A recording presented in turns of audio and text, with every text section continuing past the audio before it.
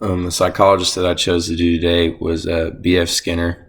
I took a lot of interest in some of the things that he did and some of the experiments that he drew from. So when we look at B.F. Skinner, some of the things that he's known for and some of the things that we studied in class was radical behaviorism and his thoughts on that and what his experiments were on that, operant conditioning experiment, and what he gathered from that, and of course the Skinner box, which he's known for, and how that relates to both of those topics.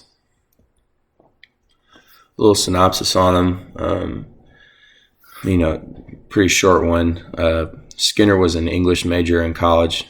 He was a really good writer, but he decided to take his life on a different path and enrolled as a grad student in psychology. And he went on to become a key figure in modern behaviorism. So that's just a little short moment in his life.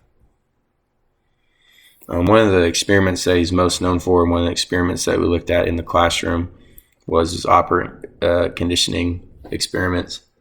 A little thing behind operant conditioning is operant conditioning organisms associate their own actions with consequences. Actions followed by reinforcers increase, and actions followed by punishment often decrease. Behavior that relies on the world to give them the stimuli is operant behavior, and this was a key study for Skinner. It's a really cool thing to look at, and it's really cool to see how it works in your regular life and cool stuff like that. But yeah, that's what operant conditioning is. Another thing that he's known for, one of the cool experiments that he did, was the Skinner box. We looked at this in class. It was an operant chamber, popularly known as the Skinner box. The box had a bar or button that an animal would press, and the animal would be rewarded with food or water. And that's kind of how he proved his operant theories. And that's one of the experiments that he did, and it helped him reinforce his concept of reinforcement. So that was a good, cool project. Some of the influence he had on the field, Skinner's experiments and work made him one of the heads of the behaviorist movement. It set him apart as one of the greatest in the field.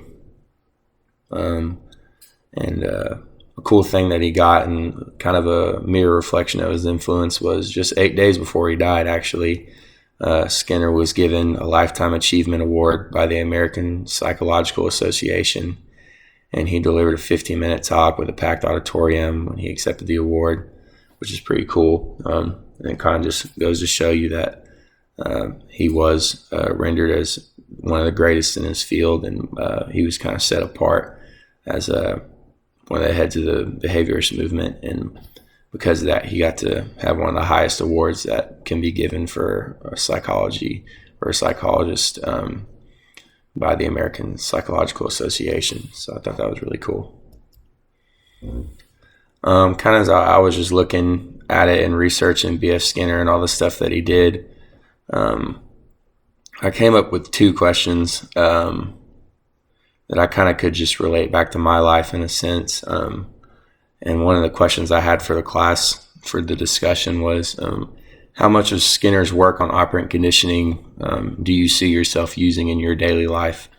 Like when you're doing your thing and you wake up every morning and you do what you're supposed to do, how do you fit operant conditioning into it, or does that even occur in your life? I know it occurs in mine, as far as maybe rewarding myself for doing something extra, or disciplining myself for not doing what I was supposed to do. I know that's kind of something that related back to me. Another thing that related back to me was like parenthood, and how some parents might reward their kids for doing certain things, or they might discipline their kids for not doing certain things.